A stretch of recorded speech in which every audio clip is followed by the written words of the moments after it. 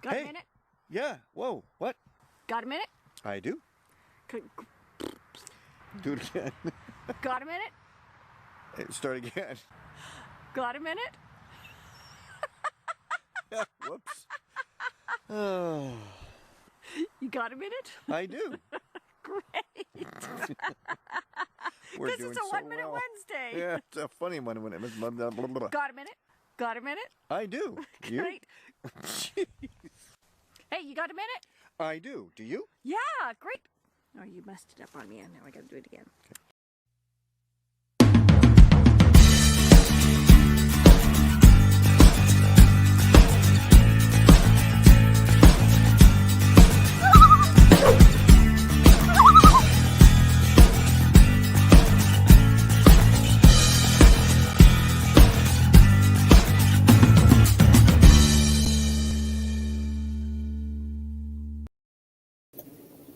Hello, everyone, and welcome to Cache Canada Chats. I'm London Westy, your host today. Lyric Glass is off doing something creative. She's a creative person. She's off doing some lace or some needlework or some sewing or trip planning, and she was actually watching a cache tour, a video that we produced with WB earlier today, putting together our cache tour in the Kitchener area, which we have yet to do, but we're going to get to that within a few weeks, I think, and we're going to leave it up to her to figure out where we go and how it happens. Right now, I'm going to turn to a little bit of news.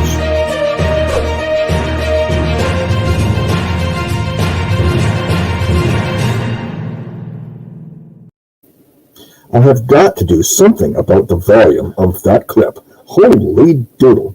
Anyway, Geocaching Headquarters has confirmed the souvenirs for 2022. And hopefully everybody got their Once Upon a Time 2022, January 1st to the 8th souvenir. And we got ours. And the cache in Trash Out Season 1 will run from March 1st to May 31st. Deuce is wild.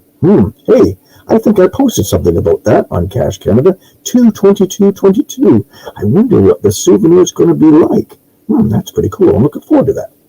And Blue Switch Day, that's when everything went live back in 2001? 2000. Whoa, a little bit of a brain freeze there. Blue Switch Day, April 30th to May 2nd. That one a day. We get 3 for that. International Geocaching Day, August 20th. We're off doing reenacting, but we don't do that anymore. So if we're going to have an open day for that, we don't have to worry about that. Cache In, Trash Out Season 2, September 1st to 30th. And hopefully you can get out to do some cleaning up and getting our environment in shipshape for all geocaches and everybody around the world. And International Earth Cache Day, one of my favorite geocaching days, because I love doing an Earth cache, and you should know that by now from Cache Canada, is October 8th and 9th. And, goodbye 2022, we just started. Anyway, that will be coming up way far from now, December 25th to 31st. Alrighty, so we're going to have a great night tonight, and we have a great guest with us tonight. And we want to welcome right now, here is Doug, one of our patrons and an extremely talented geocache gadget creator, Roombacats. Hey, Doug, how you doing? Thanks for having me on. Oh, it's a pleasure to have you on, and there's so many people I'm sure look forward to seeing what you have in store and what you're going to create for us and show us, and there we go. So let's just dive right on. Right. So I thought a fun thing to talk about would be what I think makes a good gadget cache. Yep. And so I got to have these rules that I follow because I think it helps people. It makes for a better design and just things that I found as I'm making gadget caches and things that I've learned not to do or things that worked out well. And so I thought I'd share those with people so that if they're thinking about making gadget caches or if they see a gadget caches that they tried and they really liked it, and they'll kind of know, oh, okay, I see what they did there. I see how they had me go along a path or how they used some type of nostalgic material or something like that. And so why did I really like that gadget cache that I just Yeah. found? I thought You sent me a really great list, like 16 things. It was amazing. And I never even occurred to some of them. I go, wow, this is a really good list. So, yeah, that's cool. Yeah, and it's just things that I've kind of collected over the years, and Mhm. there's like 5 rules though that I try to always follow as best I can. Yep. And so I'm just going to start. The list I have. So the first one I got it written down here, is it's always fun to use like nostalgic materials or things like Legos or movies or board games or vintage toys and things like that. So if you can incorporate that into even just a regular cache, people enjoy that. They like kind of seeing something they're familiar with, and they tend to give you more favorite points because of that. Yep. And Nice. so another one is, and a lot of adventure labs are like this. I mean, you learn something new. Having a geocache where you have a chance to see something that you didn't know before and that you can share with other people is always a lot of fun. I know I've heard that several times as I go to these events and they say, hey, I really love this cache because it taught me something I never knew before. And so I incorporated that in there. So the third one, and this is really important, is automatic reset or super easy to reset, so that when they're playing with their the cache, that to get it back and ready for the next cache finder, it'll be ready to go. So it's like I said, it either is automatically reset or it's very easy to reset. So I'm going to show you a couple of examples as I go through these as to how I did that.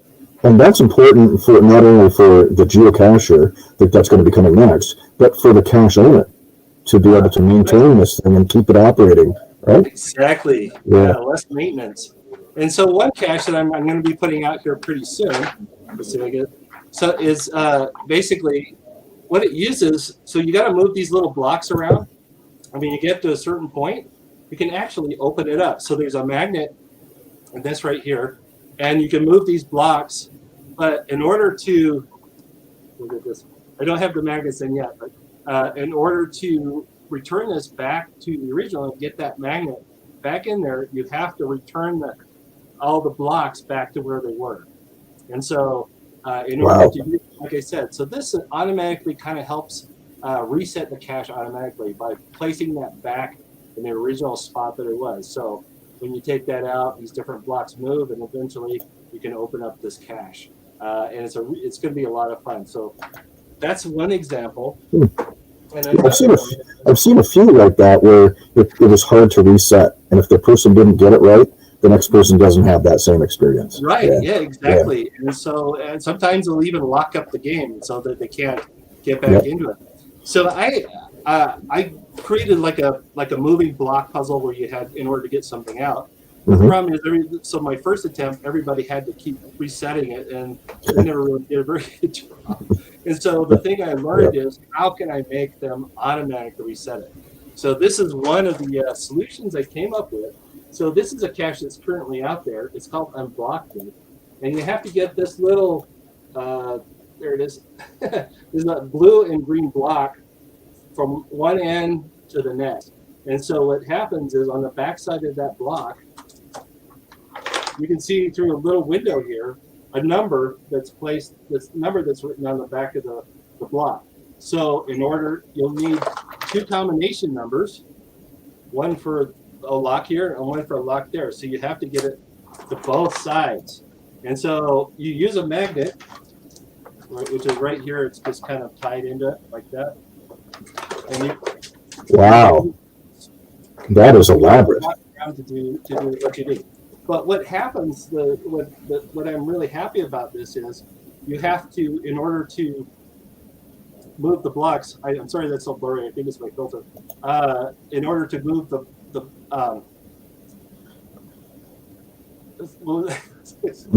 so you have to actually, as you get the block from one side to the next, you have to backfill it with other blocks in order to keep it moving along. So it automatically resets itself. Actually, it automatically does that once it goes through like 2 of these things, and there's a partition right there. and right there. And so it automatically resets itself. So you have to go to both sides in order to open this up. So Wow. that's really important. You know, like Dave said, I mean, that makes a real big difference as far as it being ready and available for the next geocacher without spending a lot of time to maintain it. So Yeah. that's something always to keep in mind. That's tricky to do, but if they have to replace a piece, Yeah. in order to do that, it really helps. You know, that's one of the best ways to do it. Mm-hmm. And so now, where is that cache in the world right now? this one is in California, but I've got one just like it, and I'm going to be placing it in Texas very soon. Yeah. Yeah. Okay. Cool. Awesome. All right, and so don't make it too hard. 2 to 3 minutes of experience of an experienced cacher. So we try to keep it fun. Basically, I don't want to make it so hard that most people can't figure it out and they walk away. For me, what's really important, it isn't the favorite point, it isn't anything other than I just want them to have fun and walk away happy. I don't ever want anyone to leave and feel to give a DNF because they couldn't figure it out. That doesn't sound like fun to me. I wouldn't want to find a cache like that, so I figured that more people are like that. However, there are some people that really like a challenge. And so I've had some people say, hey, I'd really love to see a really hard cache, you know, something that would really challenge us. So there's some that I have. And so it's like a special area that I'm creating that has a series of very difficult caches that might take about an hour. So here's an example of one. So this one's called Ancient Egypt. And so this box will open up, right? So in order to open it up, you've got to solve this problem. So there's a bunch of blocks in here, and they're held on with hex bolts. And so you start here, so it says start, and it says 4. And so you go 1, 2, 3, 4, or 1, 2, 3, 4, and they'll get a letter and a number. And if it's a 3, then it goes 1, 2, 3, or 1, 2, 3. So you've got to form a word. Okay, so there's a word in here that you've got to figure out in order to get to it, and it's a tricky word. And in order to get, so when you get the last letter of the word, then you remove it with your Allen wrench, and you can pull it out. That's a very challenging cache. Wow, that sounds awesome. I've had a couple of people try it, and they figured it out fairly easy. And so it was really fun to it's always fun to see somebody try and solve one of your puzzles, because sometimes they'll do something you never expected them to do. You know, you try to design it a certain way, have them follow a certain path, but then they'll just like, hey, I think I can, you know what, I don't have to get that last number to that combination because I just got to, you know, go through all the numbers and then I got it. Never thought about that. Good way of doing it. So the fourth thing is, that was don't make it too hard, and then help the cacher feel like they're making progress. And so that's really important, because when you have a cache that takes a lot of time to solve, you want them to kind of go in increments. Okay, I've accomplished that. You know, let's go to the next step. Okay, I accomplished that part of it. And so they feel like they're getting to the end. And so that helps to, instead of an all or nothing. And so, you know, like if you have 100 keys on a keychain and it only fits only one of those keys is good. That's kind of an all or nothing cache. But what I want to do is just help people feel like they're making progress as they go along. I think it adds a lot to the enjoyment. Yeah, so, you don't frustrate the London Westies of the world. And so you know, here's an example right here. This is one of my favorite caches. This is a cylindrical maze. And so what happens is there's a ball in there. You can probably see it rolling back and forth. You may have seen this on social media. And so you got to get it through the maze from this little green point right there. I mean, right there. It's kind of hard to see it to the red point right there. So once you get it to there, you can remove it. So this will help you, because as you're going along, this gives you a really good, as you're moving along, this will really help you kind of feel like you're making progress over time, because you're getting closer and closer to the red zone where you can remove it. That looks like something from like Back to the Future, something like Doc Brown would have.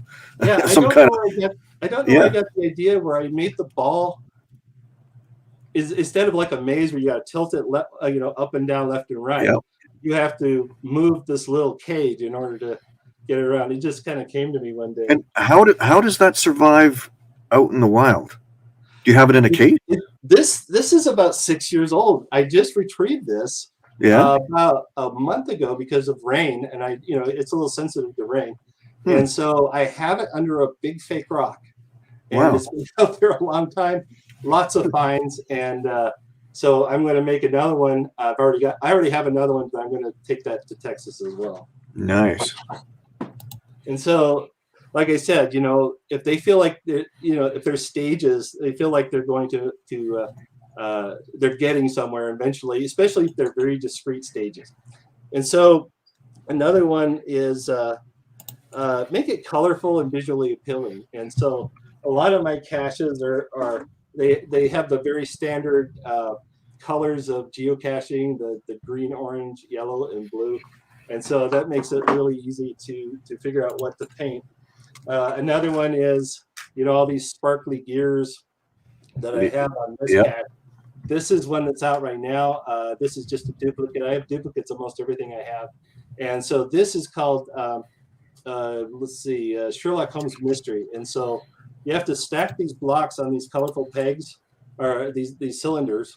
And once you get it to that point, like many Roombacats, you have to decode the message. And so once you get at a certain point, it'll ask you a riddle.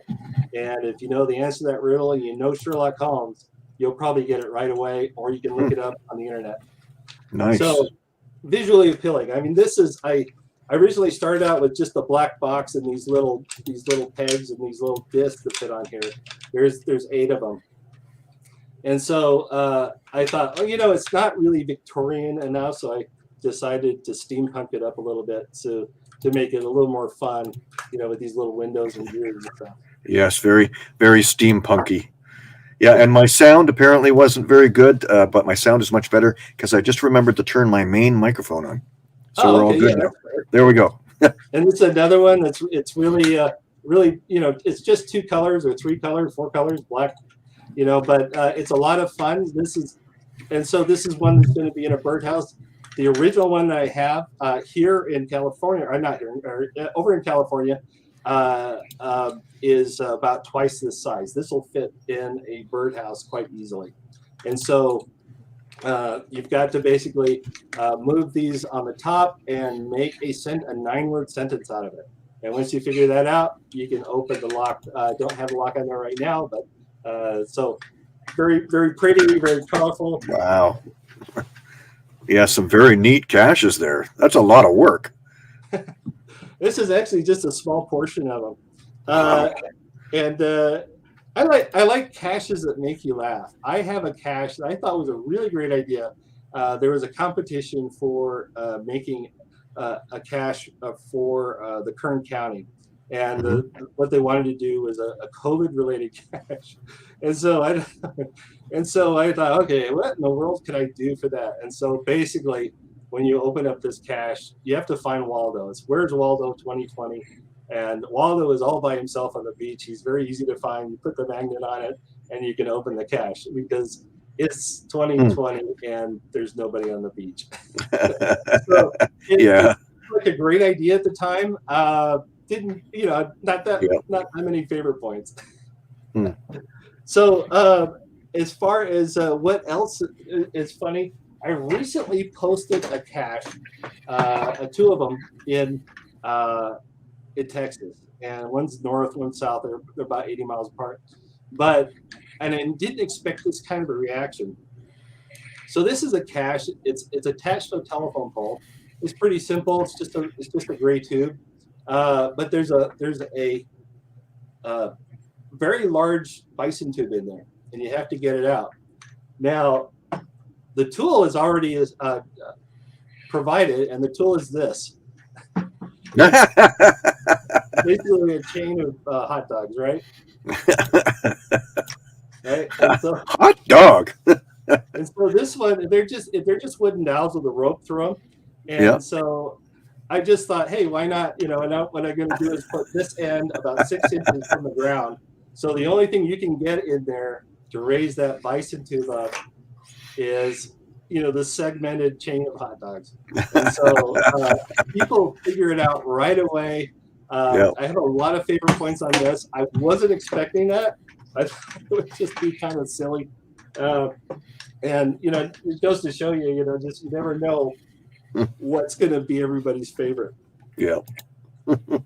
So twists on what a twist on what was expected. So I just, that's another one is people tend to kind of have this idea of what needs to happen. And so I have, for example, these birdhouses, and I've got several of them, and they have these little safe dials in them. You can see it right there. And so a safe dial does what? It turns and it twists, and you can rotate it, and but you can't figure out what to do. What are the instructions? What are the numbers you're supposed to have? The secret is the dial actually just pulls out, and the number is right below it on the bezel there. You can see it to that combination. So Nice. there's an idea that everyone's expecting the dial to turn, and all it does is pulls out on a little spring. And then I've seen not that. I've seen kind of a little bit of a variation on that, where you think you have to do one thing, but you don't. It's not there at all. It's basically a red herring. Yeah. Right. Exactly. Nice. Then this is another one. So I just think, what are all the things I could do with a dial? So you got two dials this time, and you got to figure out what to do with them. And so it's just like, okay, so they both turn, and so, but what about just come off? They're little magnets, and you can attach them to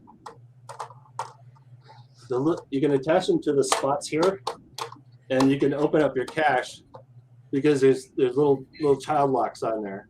And so all it does is the dials are just magnets. That's all they are. And so once you get those magnets in the right spot, it opens up. And then so that's always fun to just kind of take something that you expect to do one thing and have it do something else. Multi-person gadget caches. I don't have one yet. I've always wanted to make one, but I haven't made one yet. I have some ideas for some. I know that Bounce has made a few that are amazing, and I haven't had a chance to try them yet, but I'm looking forward to it. Yep. So maybe one day he can talk about his experience in making that. And then durable, well-maintained. And so making them durable is really important. For example, like WVTim, he'll take fiberglass and put it over his birdhouses and with epoxy, and it makes them very difficult to get into or to destroy. It's just kind of an armor plating.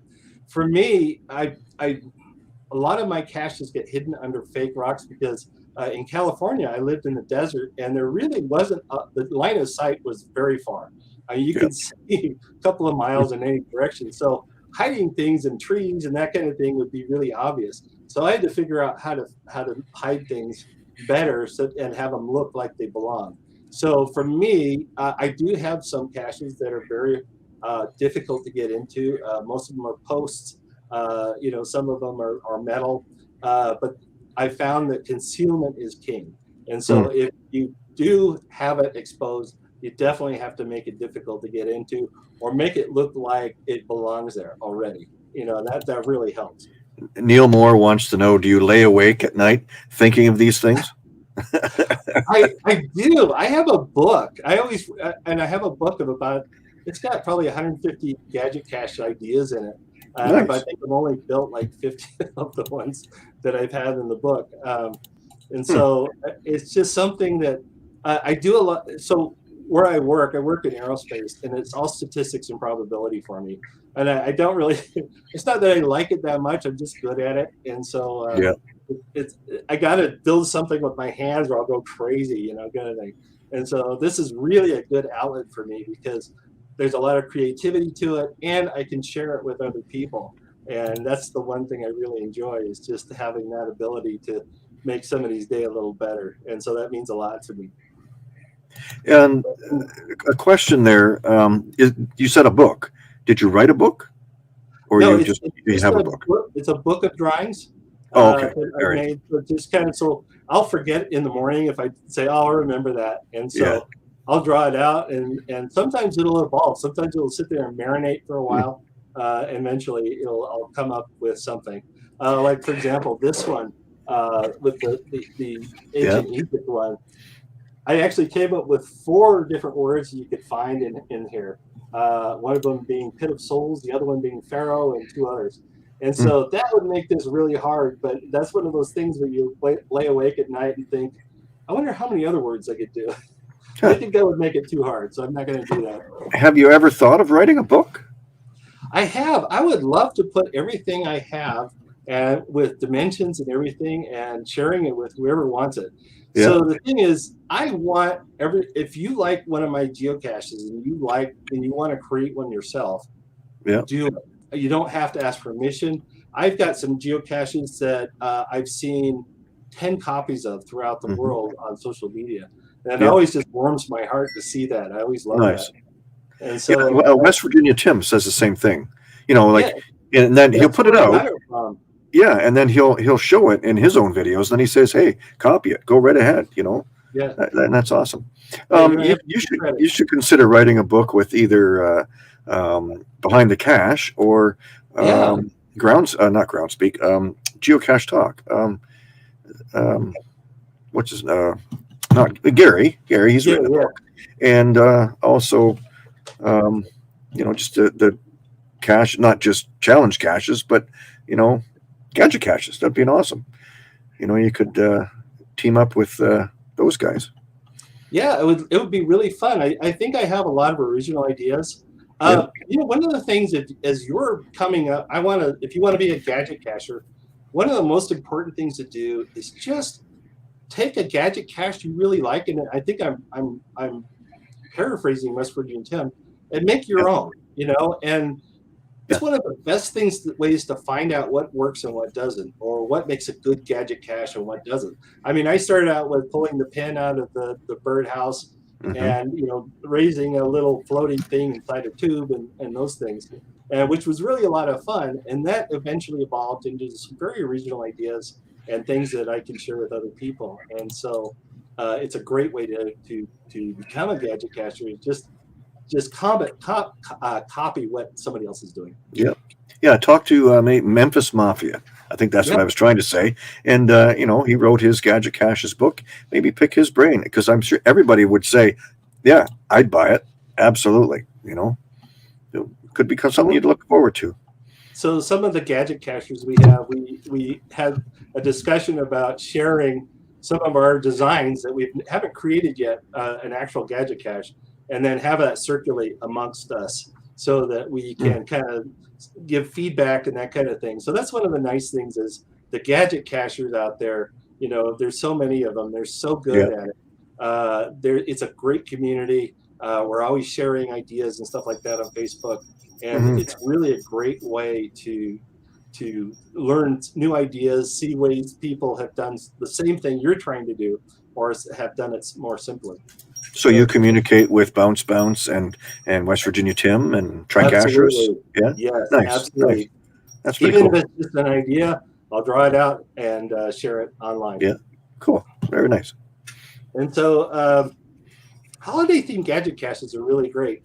I've got a couple of them. I've got a Halloween where you have to solve a puzzle and come up with the answer to get in combination. I actually had a Christmas gadget cache. I don't have it right now. It got pilfered. It's one of the few I've ever had taken. But it's basically a slider. If you go to the YouTube channel or the Instagram channel for Roombacats gadget caching, you'll see a little movie for it, and you'll understand. And so that's another thing that people love is, especially if it's around that time of year, is a holiday themed gadget cache. Yeah. And so hidden clues in the cache. And so that's a good way. So one thing that I really would love to see, and I try to do this, if I have a difficult cache, I want to be able to have a spoiler available to them. Like I said, I don't want to see anyone leave a gadget cache without figuring it out. I've got a gadget cache that to me, I think is pretty. I thought it was simple, but it is very tricky. And so what happens is I've got 9 blocks. They have these like dice figures on them. There's a one right there, and so you have to figure out the combination from these 9 blocks. Put them right side up. Anyways, so it's really tricky for some people, and some people get it right away. And so that's one thing I've decided to do. It's one of my new caches I have along the Trinity River Trail is this one-sided dice cache. So I'm going to put. I've had a couple of people have to come back, and I don't want that to happen. And I want to give them kind of a little hint. If they don't get that, they can just get an outright spoiler available to them so that they can find it. Yeah. So that's really important to me. I want to make sure that I do that as soon as possible. Let's see, what else do I got? Hidden caches that has sound and light. I don't have it with me right now, but it's it plays a song. Basically, what it does is plays the Rickroll. It's a Rickroll cache, and so when you open this cache, it'll start.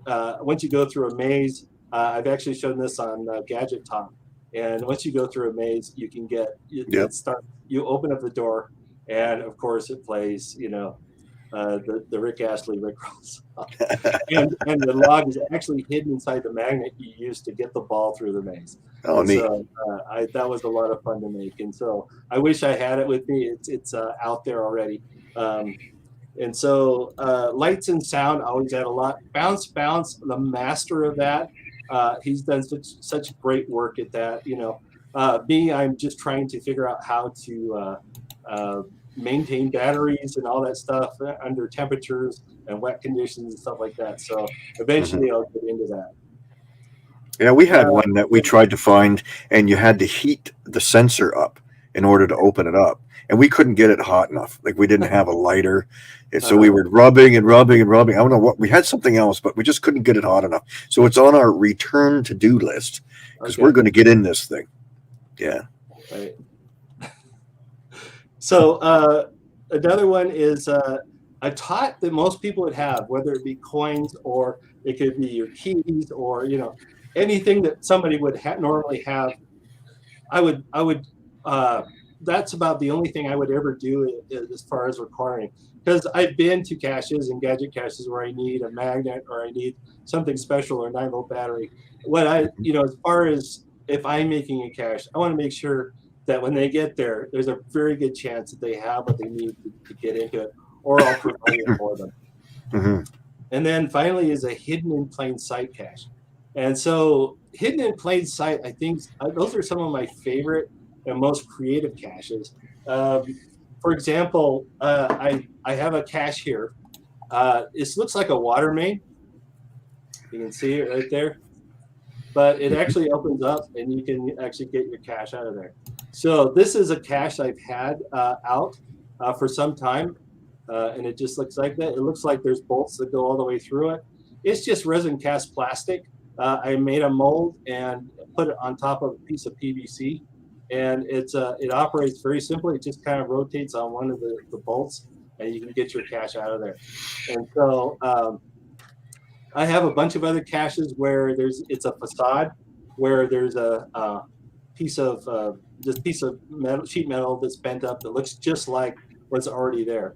Yeah. Now, one thing that really helps, I want to show you this. In fact, I think on another gadget talk, we're going to cover this. Is you can make your own hidden in sight caches fairly easily. So I bought something called silicone putty. It's kind of an A and B mixture.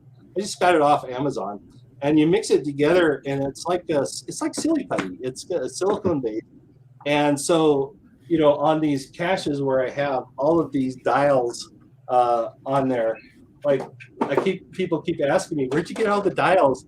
Well, I made copies of them using these silicone molds, and so they're flexible. You can see, like, here's the dial right here, right?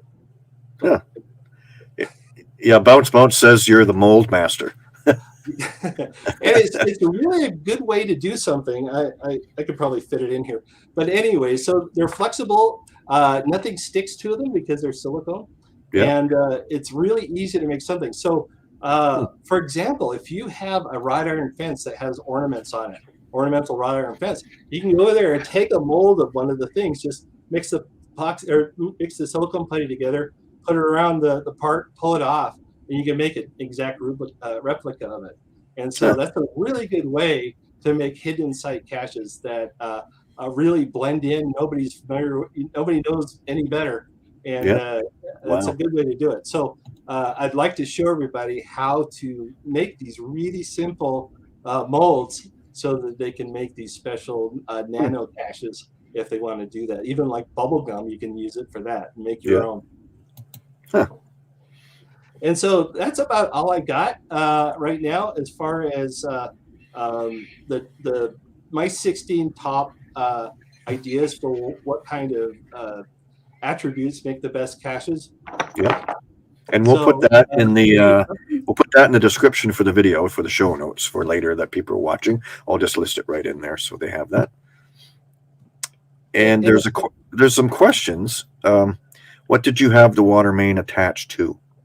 It was just basically placed in the ground. So there was already a pipe where I put this that was open.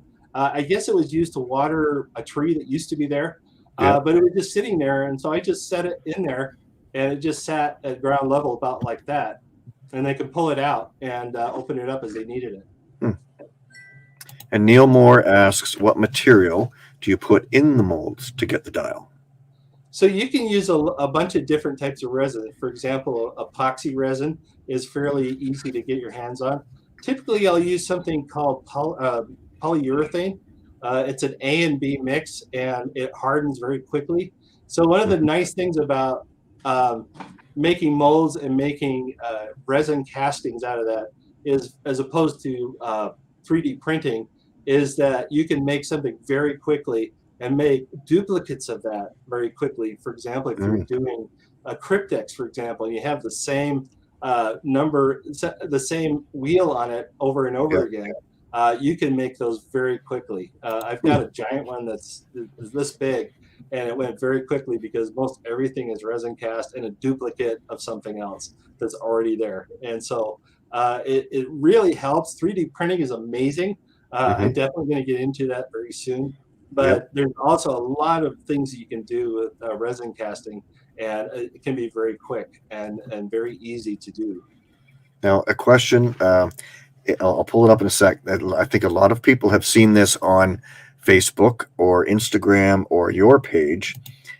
Can you demonstrate the Jumanji cache, or is it too soon? Or show elements of it. You know, we don't want to see the secret because nobody's done this yet, have they? So I have this Jumanji cache. I've got several of them. I don't want to do it right now because I'm about to place this very soon. Yes. And I'm going to tell you, it has 4 puzzles in it. I know it don't show them, don't tell, but I don't want to give away any secrets. So there's one where you have to assemble a bunch of stone blocks to make a riddle. One with gears for decoding. Another is you have to retrieve a key from a hole. And then finally you have to match up the animal tracks on 4 wheels in order to open it. Once you do, you can get the 4, the rhino, monkey, elephant, and crocodile out. You put them in the start positions, and you'll get the answer, the code that will give you access to the log. So that's how that works. That looks amazing. And that must have taken a lot of and you have 4 of them that you're putting out? You're giving them, or you're sending them at 5?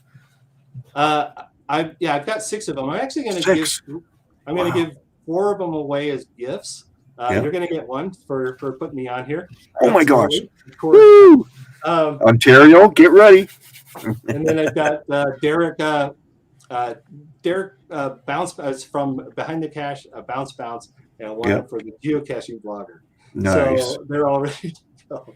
So another one that I have, and I think is Jurassic Parking. Is that upside down? Oh, it's upside down. Yeah. So I have another one called Jurassic Parking. There it is. I'm sorry, Jumanji Park. Sorry. And so this is a cache that is going to be out. I'm in the process of making a duplicate.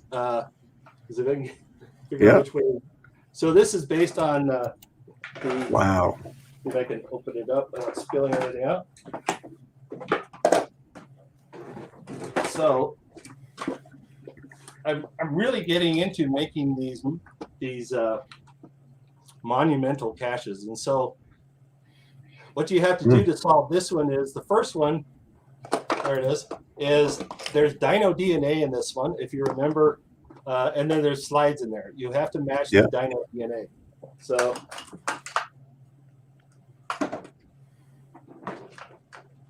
All right, so in here you got the classic.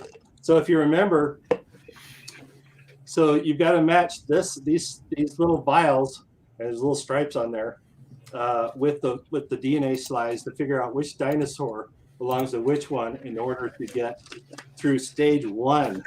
Wasn't that, I remember that was Newman, right? It was Newman exactly.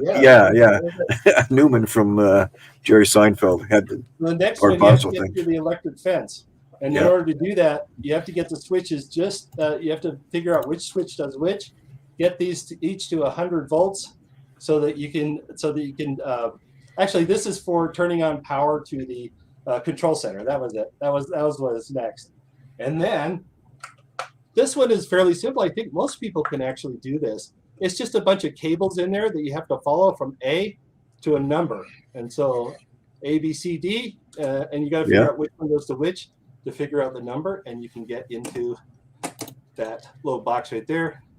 And then finally is you have to tell the helicopter to come pick you up with this radio. Where is it? There it is. So with that, they have to, you send out a signal, you push the little red button, if I can figure out where it is, there it is. And so it'll play Morse code. You have to figure out what that is. And if you get that, then you can move your Jeep along the island there and get it to the helipad. So this is one that's coming out very soon.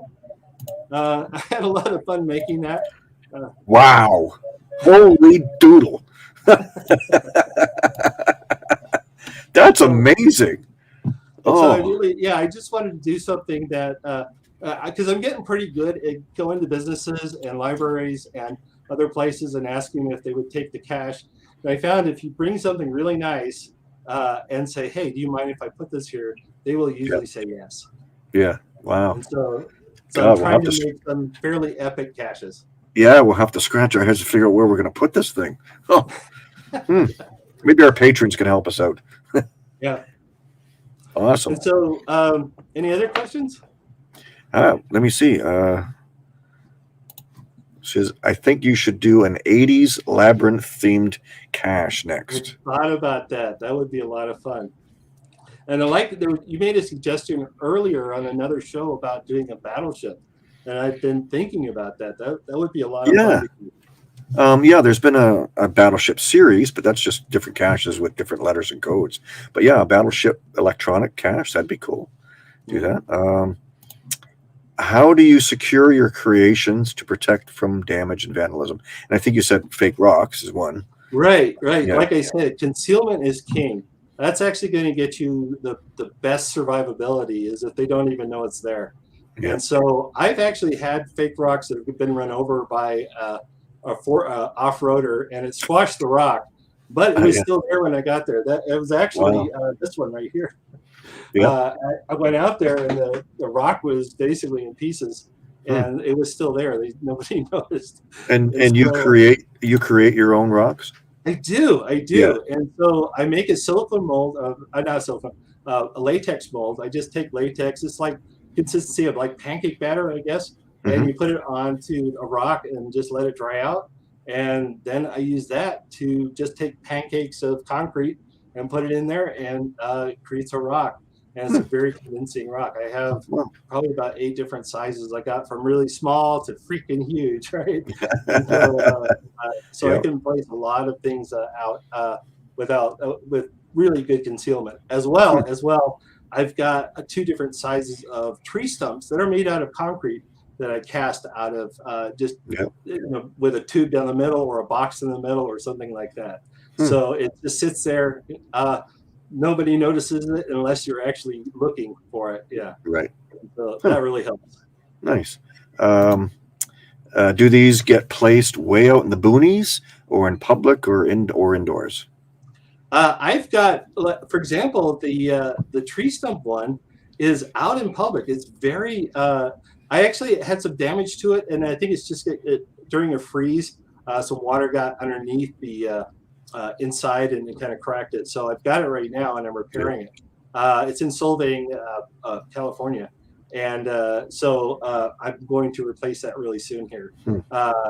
So, anyways, or I just have somebody do it for me. Anyways, Yeah. Yeah. So I do have. For example, this one is right next to a high school, and there's a lot of people that walk by it every day. And it had been there for a long time, a long, 7, probably 7 years by now. Yeah. And I never discovered, which I'm really surprised. I really thought somebody would notice it, but there is another one just like it, about 25 feet away. So I figured, okay, well, it's hidden amongst the other things that look like it. That's another thing that really helps. Yeah. Yeah, A&K says placing on private property with permission, example in a library, seems to work well where we are up in Northern Ontario. Well, they're in Northern Ontario. A question for Roombacats. When you ask for permission to place caches, do the owner's employees notify you when maintenance is needed, or is there part of the deal that you will check on them at times? That's from UDAC. I had one at LAX. It's still pending because there's a lot of construction there right now, and the hiding spot got compromised. It basically removed the whole hiding spot, and but they're right where the business is. Not only do they notify me if there's ever an issue, or even if somebody's looking for it, and so they enjoy it too. But the fun thing about that is they love having it there. It's great for business because they get a lot of people there. It's a park and ride for the airport, and it's kind of an out of the way place, and so they really appreciate it there because it draws a lot of people's visibility for the business. Yeah, so they're more than happy to keep it going. Michelle Archibald asks, would you consider selling blueprints? I would love to. Just for my own sake as well. I have blueprints for myself. If I ever lost one, or one was damaged, or maybe got moldy or something like that because it got wet or something, then I can make it again quite easily. And so typically when I make a cache, I make 2 of the same one because it's just as easy to cut, almost as easy as cut 2 of the same part as it is the one part. And so I'll draw it out and everything. So I already have a lot of the drawings, and so I would love to have. I should make a bunch of blueprints in a book and get those out there. Several people have asked about that. I would love to see if I can collaborate with some of the other really great gadget cachers and make a composite of some of our best ideas. And what I want to do it just because it'll spark something in somebody and go, hey, I like that idea, but I'll bet it would be better if I did this. That's really what I'd love to see. There's a great idea. I mean, Bounce is right here, for Geocache Talk. They've written books, so maybe get together with all these guys and behind the cache, and maybe each person has a little section, like maybe have 5 sections or something like that. And let's hear from Roombacats. Let's hear from Bounce, and put in each person contributes one little part of the book. That would be awesome. Great book. I mean, right here. I mean, everybody here would buy one for sure. I would. That would be awesome. Yeah, get to it. I would love to do that. Yeah, absolutely. Even if it's not a publicly published thing, it'd be fun just to have a Xerox copy bound, and just say, hey, who wants to share in some ideas? Yeah, absolutely. So there you go. Even Bounce says right there, I would be into that with you. There you go. And that would be a really good idea to have a blueprint book. And I think Bounce mentioned that, you showed how to make the rocks on Gadget Talk on one episode, okay, are you planning on attending Cache Fest? I would love to. Right now, yes, absolutely. And so I'm going to try and bring, it's definitely within driving distance, so I'm going to try and bring as many of my gadget caches as I can. Typically, when I attend a mega event, I'll bring 20 of my gadget caches and put it on a table, and everyone has a really great time just figuring them out. Yeah. And so that's one of the favorite things to do, is to do that. Yeah, Karen asked me about going. We were looking at different places to go in February, and she said, "What about here? What about there?" And one of the places she mentioned was Memphis. So I'm like, so I know she's going into Memphis, and it's not. We could get there in a day. One day's drive, we could be in Memphis. So, and that's on the end of my vacation in July. Although I might not be working in July, free of choice, by my own choice, that I won't have to work ever again. So yeah, I'm looking forward to it. So we might be really free. So that might be some place we might be looking to go. So what else do we have? Oh, here we go. Yeah, Bob Billy. Let me show you one more cache really quick. Bob Billy is really excited to meet you. He's merely decided to meet Roombacats. Yeah, the name comes from an eccentric cat that we had many years ago, before cats riding Roombas was a thing. And so this cat just loved to do that, and that's kind of where it came from. So I have a cache right here. It's kind of hard to see. Whoa. So you may have seen this one before. Oh, there we go. You can probably figure out what that is, but up close, you can't figure out what it is until I pull away. Yeah. Yeah. Now we see it. So you can see pretty. So the name of this cast on a first name basis. But anyway, so the answer to get into the lock right here is Mona. Mona. Mona. Yeah. Wow. Hey, I could have got that one. That was the fun cache. That was just kind of an experiment to see if I could get people to kind of step back and figure out if if that would change the perception or not. Yep. And so I've always wanted to do that, where you line up a site, just at a certain angle, you figure it out, kind of thing. So I've always wanted to try that. Well, I'm going to just play a little ad here. This is a non-paid ad, and then we're going to have people. Please, if you have any more questions, fire them in there to the chat, and we'll be right back after this.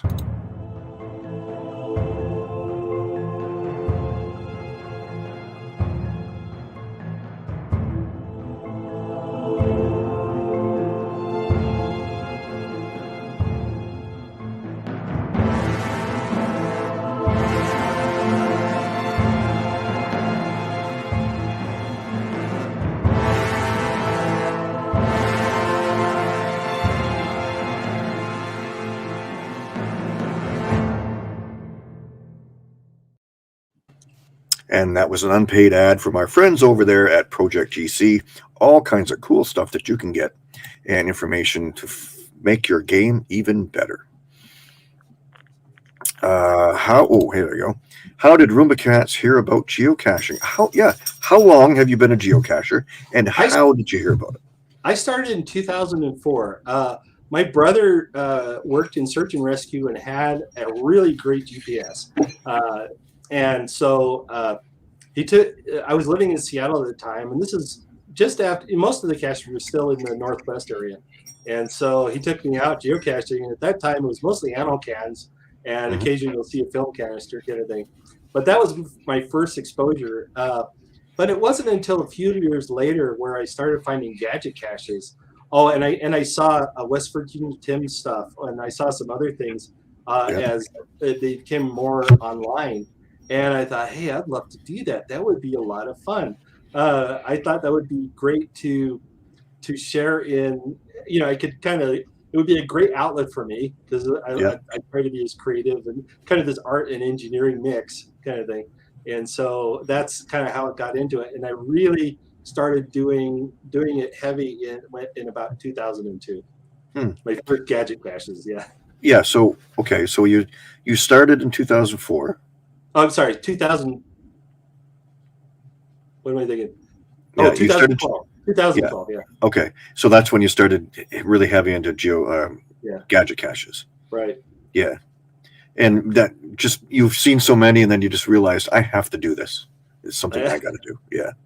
Right. Yeah, and it's one of those things. Like I said, I mean, I do math all day long, and I've got to do something fun, something creative, and work with my hands. I am just not right unless I'm doing something. And so it's a great outlet for me. It's perfect. I am not right if I'm working on math. So I'm glad you're good at it because that's not my thing. And I'm glad my job does involve a little bit of math, but probably not like yours. So that's awesome. That's really cool. Yeah. And how long are you going to be working? Are you going to be retired soon to do this full time? Oh, I got a while, probably about 10 Yeah. years. Kind of thing, Oh, okay. Yeah. Yeah. So, we're buying a house in Texas, and hopefully that'll be our last house. And so, I would like to start holding events at our house and have lots of gadget caches for people to try when they come over for the events. I typically try to bring anything new or existing caches that I have that I think some people haven't had a chance to try. So that's one of the great things about having duplicates is I bring them to events and the gadget caches come to them and they love that. So is Gary going to be a close neighbor? Gary He's Slinker? about he's about an hour and a half away. So so I'm on the east side of Dallas and I'm on the west side of Dallas, he's on the east side. Yeah. So yeah. But Dallas Fort Worth. That's big. It's big. Yeah. Yeah. It's a big place. Who else do we know? Houston, Texas, Dave. Yeah, right. Yeah, he's one of our patrons. And TTO2. Right. Yeah. Vince Rowe. Yeah. And he's going to be on in, I think, next week. Oh, wow. Yeah, next Saturday. He'll be on Cache Canada next week as a record-breaking geocacher.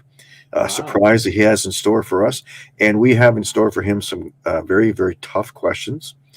He has a history a lot of people might not know, and we're going to ask him some tough questions, and he's looking forward to that, and he will answer them as best he can. And he is a very, very interesting individual. We've met him several times, even in his big hat, and he's the guy that put together the maze. So he brought that to the U.S. So yeah, if you see him before we get to again, please say hello. Absolutely. Okay, wait, let me see here. Neil Mort, does he have old retired gadgets that he wants to ship to other areas? I would love to do that. I would love to make gadgets that I already have, because I already know how to make them quick. Yeah. I would love to have other people take them and adopt them and call them their own. Absolutely. Now, Bounce does that. He'll make them, and I think you can buy them off him, but I'm not. Talk to him, maybe see what he does, and you could do the same thing for other people. I don't know how much it costs, how that would work out, and shipping in the States I think is cheap. In Canada it's expensive, but shipping to Canada is cheap, I think, but not in Canada. But yeah, check into that. I think a lot of people would love that. I like the non-electronic kind of gadget or creative caches. They make you think laterally, mechanical type puzzles. Mm-hmm. I agree. I eventually want to get into that, but it's kind of like special effects. I don't want it to override the actual fun of the cache. I want it to be something. There's something tangible about a gadget cache. Knobs and sticks and screws and everything like that. That's what I love that part of it. Especially gears. If there's lots of gears in it, that's fantastical. I love that. And so I love the mechanical part of it. So I agree. I think mechanical gadget caches are the best. They're a little more intuitive as well. And Bounce says if everything goes well, he'll be in Fort Worth next year. Awesome. There I you should go. have 50 caches out there by then. A lot of new ones. Here's a new one. So like I said, I was going to make there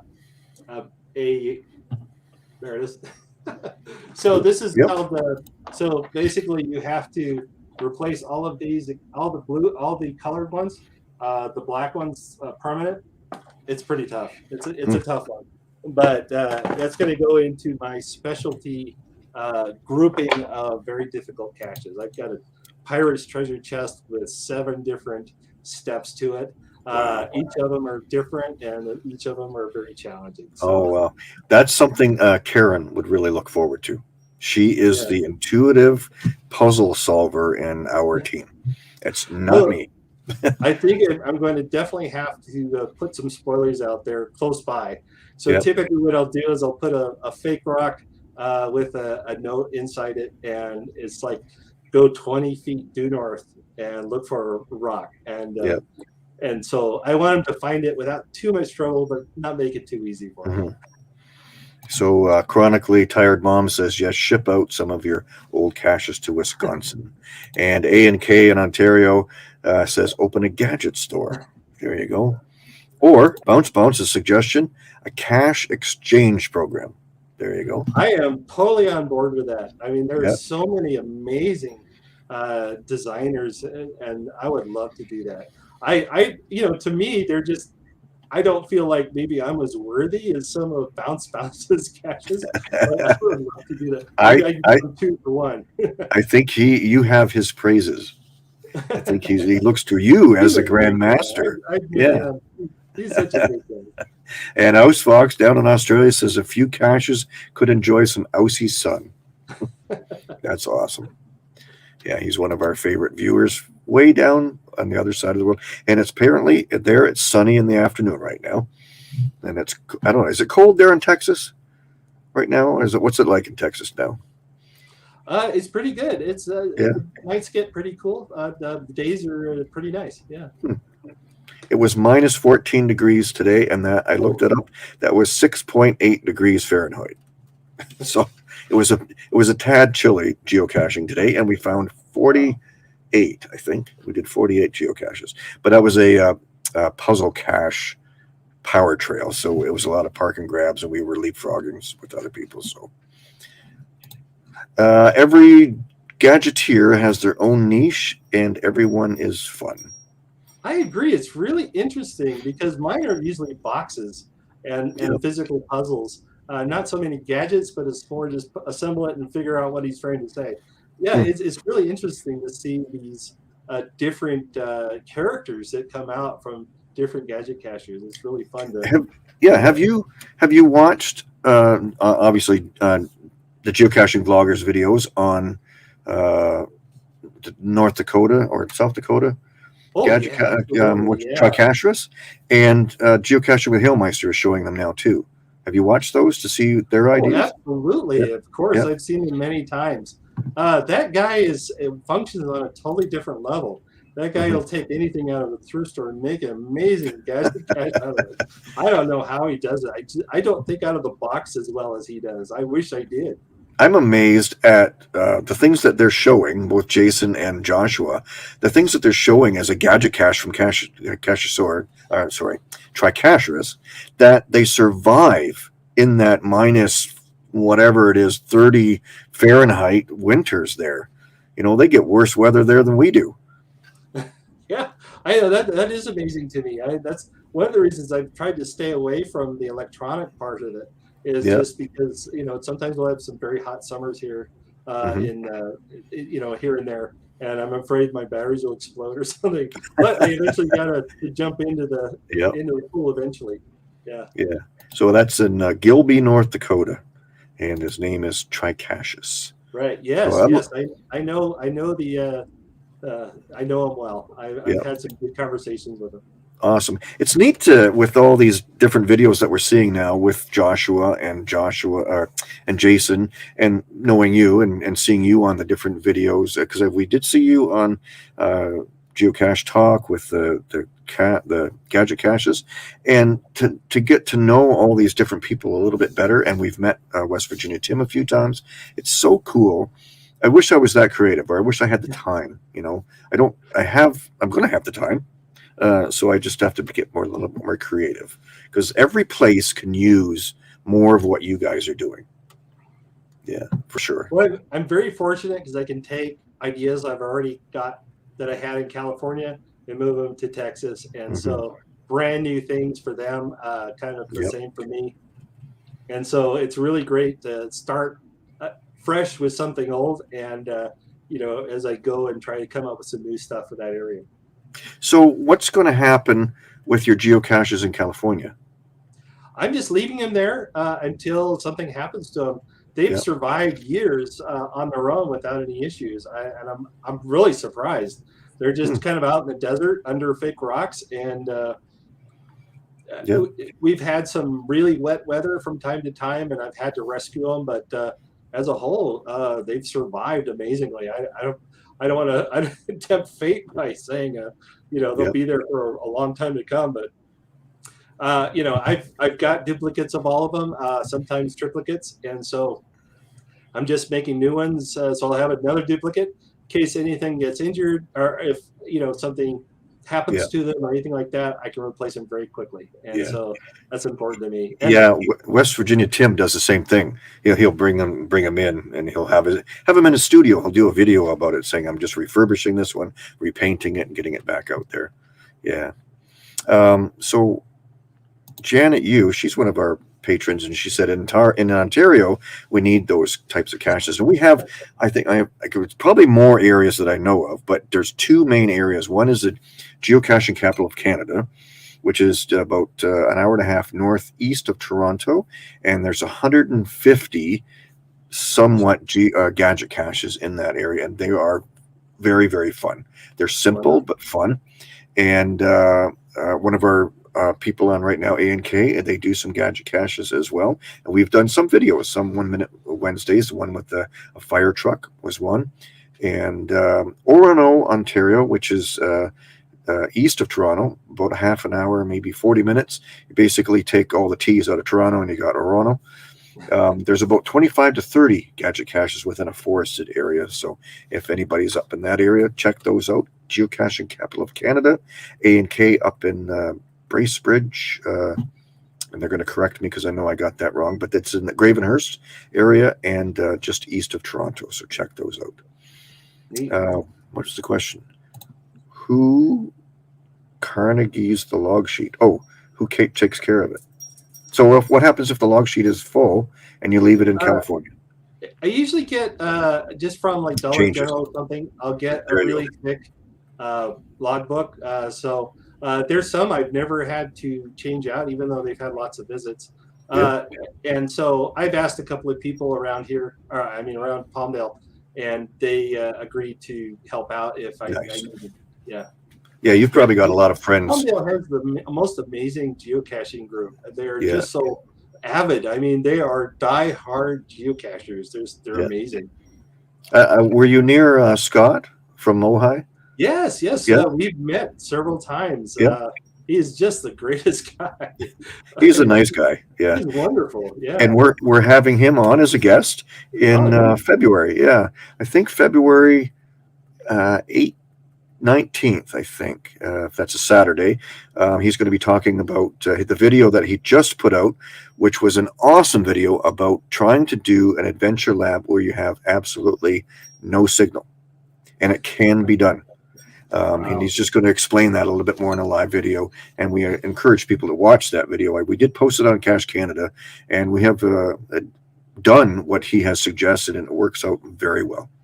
So be sure to check in on that. Scott is like the glue that holds the geocaching community together here. He is so involved in everything, and he just brings people together. He's just an amazing person.